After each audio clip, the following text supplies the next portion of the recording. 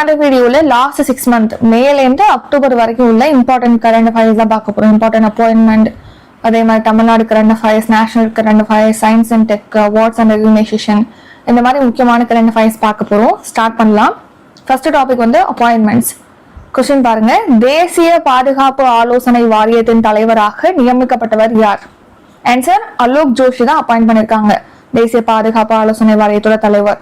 சிபிஐயின் இயக்குனர் யார்? Answer Praveen Sood. Central bureau of India, மத்திய புலனாய்வு பணியகத்துடைய இயக்குனராக பிரவீன் சூட் இருக்காங்க. அடுத்து யூபிஎஸ்சியின் புதிய தலைவராக நியமிக்கப்பட்டவர் யார்? ஆன்சர் அஜய் குமார்.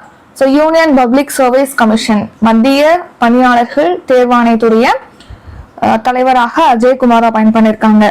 இந்திய காப்பீட்டு ஒழுங்குமுறை மற்றும் மேம்பாட்டு ஆணையத்துடைய புதிய தலைவராக நியமிக்கப்பட்டவர் யார்? ஆன்சர் அஜய் சேட். இந்திய தலைமை தேர்தல் ஆணையராக ஞானேஷ்குமார் அப்பாயிண்ட் பண்ணிருக்காங்க. இவர் வந்து நம்ம நாட்டுடைய 26வது தலைமை தேர்தல் ஆணையர். சர்வதேச நீதித்துடைய நிர்வாக இயக்குநராக நியமிக்கப்பட்டவர் யார்? ஆன்சர் உர்ஜித் படேல். நாட்டின் புதிய குடியரசு துணைத் தலைவராக தேர்வு செய்யப்பட்டவர் யார்? Answer CP Radhakrishnan. தமிழ்நாட்டை சேர்ந்த சிபி ராதாகிருஷ்ணன் தான் நம்ம நாட்டுடைய புதிய குடியரசு துணைத் தலைவராக தேர்வு செஞ்சிருக்காங்க.